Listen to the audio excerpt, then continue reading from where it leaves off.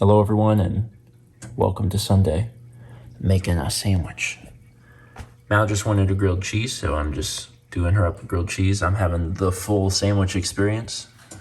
It's got the ham and cheese and the pickles and the mustard. I actually made this yesterday, and I was like, man, I forgot how nice it is to make a sandwich on the stovetop. Nice and warm, delicious, probably more butter than I need. It tastes good. It's really good. The one thing I remembered is I was like, oh, I need to turn the heat down a little bit because medium heat's a little high because the sandwiches get a little dark. So I turned it down today. So it should turn out real good. Today, I'm speaking it into existence, Mallory. You're speaking Kepler laying on your soft boxes? I'm speaking it into existence. Hi. We will build the Billies. You can't lay on these. No. It's not a bed for you. We got soft boxes for Mal's lights. I talked about that before. And they work so well that I was like, I'm going to get soft boxes for the lights upstairs. Ultimately, I want to replace the lights upstairs. But in that interim, soft boxes would be nice. And then also, we will still use those lights for some sort of production. And I want soft boxes on them because they work so much better than the ones that the makeshift ones that we've done. So I was surprised, but it does work that way. Ooh, this is looking good. Sandwiches came out really good. Yesterday, it was, mine was very dark. Mal didn't have a sandwich yesterday. And gotta turn that heat down just a little bit. And these chips are good. Mal really likes the salt and pepper chips. Mm-hmm. And I like them. They're fine. They're not my favorite, but like, I think they pair well with sandwiches. Many, many, many hours later, we have accomplished a great deal, actually. A lot has happened since that last clip. And I'm going to start by showing you the dining room. And I don't think you're going to be that impressed because you're probably not completely familiar with how much was in here. But I can assure you, we have moved a lot of stuff out of here. I know that there's still a lot of boxes in here, but there was a lot more boxes. This is just recycle stuff. So there's a lot more stuff in here, and now there's a lot less. And, obviously we're still trying to clear out this room completely. That's the goal. But like, a lot happened to this room. Anyway, I'm starting with that because I figured prefacing with that would be a fun way of showing like where all of that stuff went. So now we're going to go upstairs, and I will show you what we did. Oh, it's been a long day. Check this out. The two Billies are up. They're mounted to the wall. We have the extra shelves on them, so they can, each of these are capable of holding 800 DVD case style games. So that's a lot. Right now, as a reminder, all of the games that we have double stacked. So, all of that stuff is double stacked.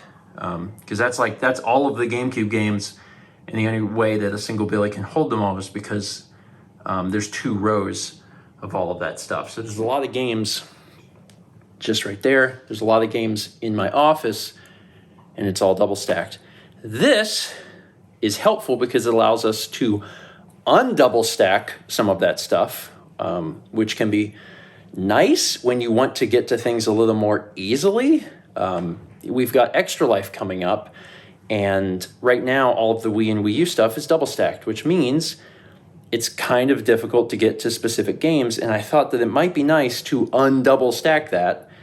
And honestly, it might be nice to move it in here. I know that it's currently in my office, and the idea of moving all those games sounds like a pain, and it does.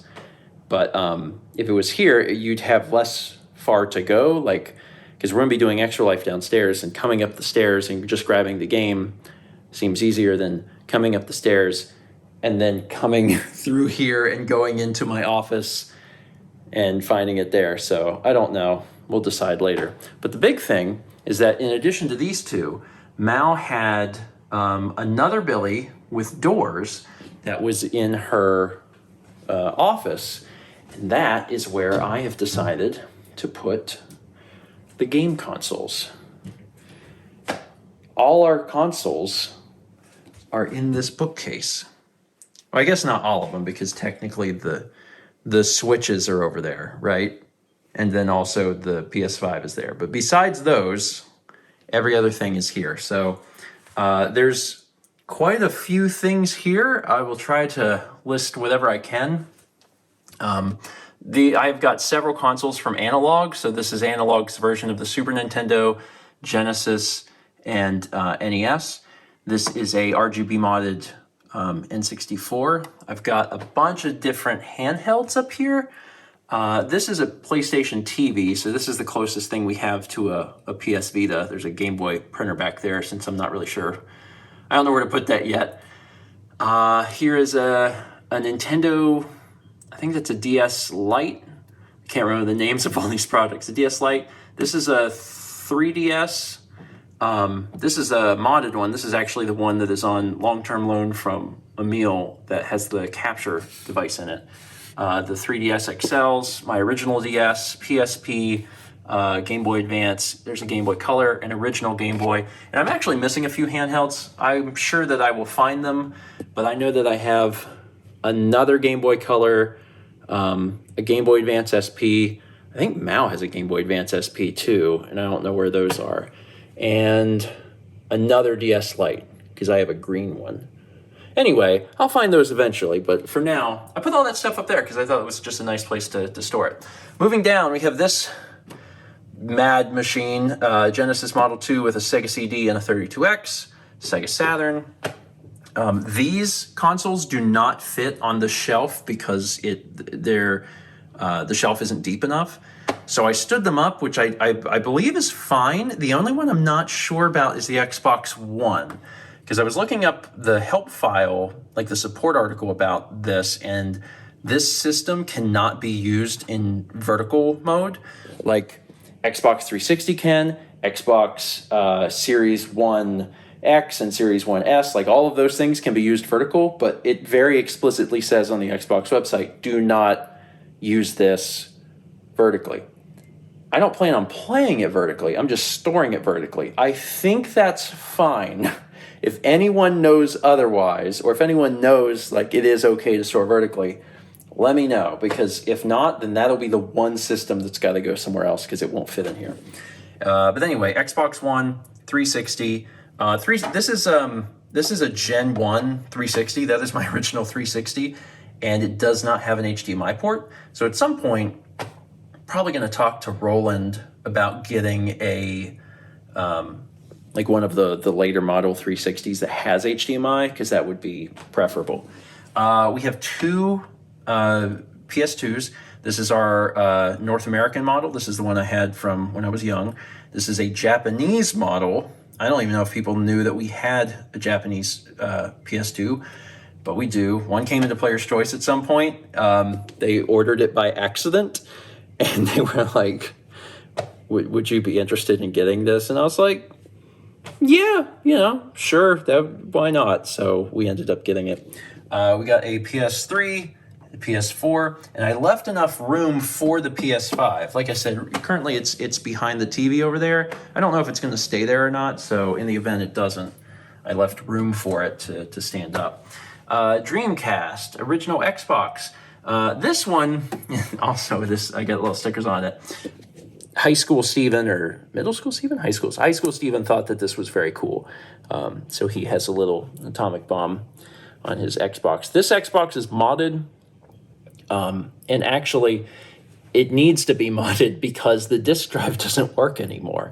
So it won't even eject the drive. So you can't play Xbox games on it unless you load an Xbox ISO over the network into the system. Like that's the only way that it'll work. I also replaced the hard drive because the stock hard drive in an Xbox is like 8 gigs. and I put, I don't know, like a 500 gig hard drive or something into it. I did that years and years ago, so yeah, it's not ideal, honestly, because we have a bunch of Xbox disc games, so that's something else I should probably figure out at some point. There's the GameCube with the Game Boy Player. That is my childhood N64, which is a different N64 than the RGB modded one. Same thing, you know, I've got that's my childhood Super Nintendo that I put so many hours into Earthbound on. And then also I have a top loader NES. And like, I don't technically need these things because I have other versions of them. You know, I can play the games on the FPGA systems by analog. The problem is they're childhood systems, and I can't get rid of them because you can't do that. You're not allowed to do that. I'm not allowed to do that. I have too many memories associated with them, so I want to keep them, and I'm not really sure where to put them. And then finally, we've got 2 Wii U's. This is our original Wii U. This is unmodded. This is the one that Emil got us all those years ago. And then this is the second one that I bought with the sole intention of injecting a save file so we could play the special levels from Mario Kart World without having to do all of the hard work. Yeah, as a bonus, though, this also allows us to play other region games because when Alex and Haley were here, we played a copy of We Dare on the disc on that Wii U, and that is kind of cool. I like that. So that is all of the consoles. I think, I'm pretty sure that's all of the consoles we own. I think it is. We have a bunch of those like mini consoles too, and I found those and I just put their boxes up there.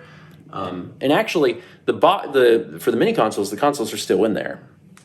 It's like I don't know when I'm going to use those specifically. And just the consoles are here. I still have all of the cables in the boxes. My plan eventually is to put all of the power and AV cables, like label them, and then put them in the cubbies that's in the entertainment center there.